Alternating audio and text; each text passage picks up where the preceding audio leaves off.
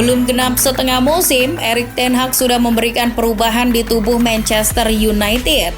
Memang belum terlalu signifikan, tapi Manchester United minimal tidak terlalu terpuruk seperti kemarin, terlepas dari kekalahan atas Manchester City. Bahkan tak sedikit pemain Manchester United yang sejak Ten Hag datang justru naik level.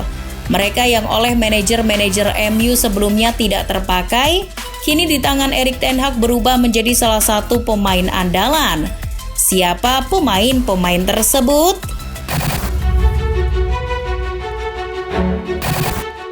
Sejak pembeliannya yang bombastis dari Borussia Dortmund, Jadon Sancho belum kelihatan sinarnya di Manchester United. Musim 2021-2022 menjadi salah satu musim tersuram bagi Sancho. Beban tinggi dari publik Old Trafford tidak senada dengan penampilannya di atas lapangan.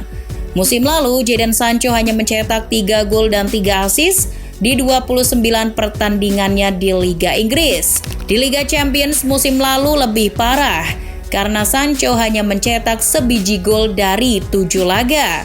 Singkatnya, itu adalah penampilan terburuk Jadon Sancho. Seandainya hal itu tidak ditemukan obatnya, Sancho akan tetap tersesat di lembah kenestapaan. Untung saja Erik ten Hag membawa angin perubahan ke tubuh Manchester United. Sampai jelang pekan ke-9, Jadon Sancho sudah bermain di 7 laga Liga Premier Inggris musim ini. Tidak hanya itu, pria kelahiran London itu sudah mengemas 2 gol. Pergerakan Sancho di sisi sayap Manchester United juga mulai kelihatan. Ia kini lebih sering terlibat dalam menciptakan peluang. Nilai aksi kreativitas gol Sancho menurut FBref musim ini mencapai 0,74 per 90 menit.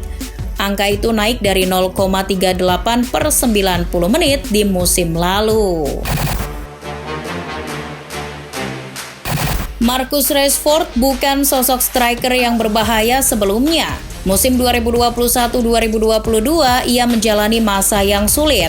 Penampilannya hancur-hancuran. Ia berjuang habis-habisan setelah mengalami operasi bahu setelah Euro 2020. Namun sayang, usahanya untuk menemukan dukungan, performa, dan kebugaran terbaiknya runtuh. Rashford tidak baik-baik saja sebagaimana kondisi Manchester United itu sendiri. Sampai minimal ketika Erik ten Hag merapat ke Old Trafford. Manajer asal Belanda itu mencoba mengembalikan penampilan pemain yang musim lalu hanya mencetak 4 gol di liga domestik tersebut. Apa yang dilakukan ten Hag mulai kelihatan. Rashford sudah mencetak 3 gol di Liga Premier Inggris. Jumlah itu hanya terpaut 1 gol untuk menyamai golnya sendiri pada musim lalu. Tentu saja jumlah gol itu akan bertambah. Hebatnya sebagai seorang striker, Rashford tidak hanya mengemas 3 gol, tapi juga melahirkan 2 assist yang berharga di Liga Inggris. Penampilan apik ini bahkan menyelamatkan Rashford dari kemungkinan dicoret dari timnas Inggris. Ia adalah sosok yang jelas bisa jadi andalan Southgate di lini depan. Menjelang musim 2022-2023, Manchester United sebenarnya dikaitkan dengan pembelian bek kanan baru seperti Serginho Dest sampai Jurriën Timber. Namun itu gagal terwujud. Nah, hal ini ternyata menguntungkan bagi Diogo Dalot. Meskipun diakui atau tidak, Dalot pada musim-musim sebelumnya jarang bermain. Pelatih MU seperti Ole Gunnar Solskjaer lebih sering menggunakan Aaron Wan-Bissaka karena memang mantan pemain Crystal Palace itu melejit di Old Trafford. Sementara Diogo Dalot sempat dipinjamkan ke AC Milan sebelum akhirnya pulang. Nah, manajer MU berikutnya, Ralf Rangnick, mulai memakai Dalot. Rangnick memoles Dalot agar tidak hanya piawai dalam menyerang, tapi juga bertahan. Sayangnya, Rangnick tak bertahan lama di MU. Namun Dalot tak perlu khawatir karena Erik ten Hag yang menggantikan Rangnick juga mempercayainya. Ten Hag mengasah lagi kemampuan Dalot. Kualitas Dalot pun kian meroket. Dalot adalah bek kanan yang sangat istimewa di tangan Erik ten Hag. Sejauh ini persentase umpan suksesnya adalah 79,2% per 90 menit. Soal bertahan, rata-rata tackle Dalot mencapai 2,59 per 90 menit. Interceptnya 2,06, clearance-nya 2,73, dan melakukan 10,74 tekanan per 90 menit. Bapuknya penampilan Scott McTominay sudah menjadi pembicaraan umum ketika ngomongin Manchester United. Sebab pemain yang satu ini ada saja tindakannya yang tidak presisi dan tidak tepat. Bahkan ia dan Fred dianggap menjadi salah satu biang keladi penampilan buruk Manchester United. Karena McTominay pula lini tengah Manchester United begitu keropos. Maka dari itu kehadiran Casemiro disebut-sebut akan membuat nasib McTominay di MU habis. Tapi kenyataannya tidak. Hadirnya peraih 5 trofi Liga Champions ke Setan Merah justru membuat Scott McTominay berjuang lebih keras. Ajaib, di tangan Erik ten Hag ia berhasil menunjukkan kualitasnya. Kerap menjadi pilihan line up, McTominay justru tampil apik di laga-laga MU belakangan ini. Catatan FBref menunjukkan persentase umpan suksesnya menyentuh 84,5% per 90 menit. Sementara rata-rata umpan progresifnya 3,16 per 90 menit. Itu artinya McTominay berperan dalam serangan MU. Tidak sekedar itu, sebagai gelandang bertahan, aktivitas bertahan McTominay juga oke. Rata-rata ia melakukan 17,91 tekanan per 90 menit. Ia juga melakukan rata-rata 2,64 tackle, 1,96 intercept, dan 2,58 sapuan per 90 menit. Wah, Casemiro minder nih. Bruno Fernandes datang di era Ole Gunnar Solskjaer dari Sporting Lisbon. Semula ia memang sosok gelandang serang yang bagus. Di tangan Ole, Bruno bermain sangat impresif. Setidaknya ia sudah mencatatkan secara keseluruhan 63 gol dan assist dalam 93 penampilan liga.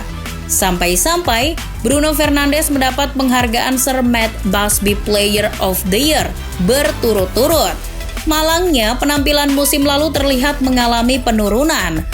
Tanda-tanda penampilan Bruno tersengal-sengal adalah ketika Cristiano Ronaldo merapat ke Manchester United. Waktu itu Bruno hanya mencetak 10 gol di Liga Inggris, dari sebelumnya 18 gol. Tidak hanya itu, jumlah assist Bruno musim lalu hanya 6, padahal musim sebelumnya 11. Penurunan performa membuatnya seperti Maguire, tidak punya harapan lagi di musim mendatang.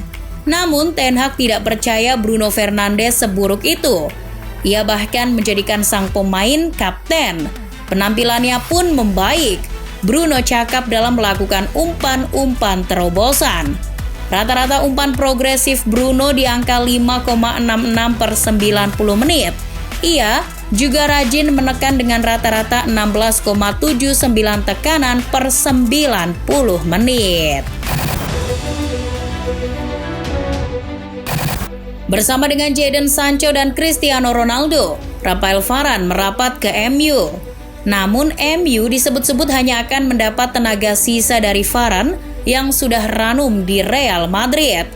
Betul saja, musim lalu Varane hanya bermain di 22 laga Liga Inggris dan pengaruhnya di dalam skuad tidak signifikan. Akan tetapi Erik ten Hag kembali menunjukkan kualitasnya sebagai pelatih. Ia mendatangkan Lisandro Martinez dari Ajax. Tak terduga, Lisandro ternyata bisa menjadi bestie yang luar biasa bagi Varane. Musim ini 6 kali Varane bermain di Liga Inggris. Bahkan dari 4 pertandingan, Varane bisa membuat United hanya kebobolan 2 gol. Varane telah melakukan rata-rata intercept 1,39 per 90 menit. Ia juga melakukan rata-rata 7,56 tekanan per 90 menit. Paling menonjol, Varane sangat aktif melakukan sapuan dengan rata-rata 4,43 per 90 menit. Selain itu, Varane hebat melakukan duel udara dengan rata-rata 3,25 duel udara per 90 menit. Hebatnya lagi, di tangan Ten Hag, Varane juga disulap menjadi bek yang juga aktif membantu mengalirkan bola.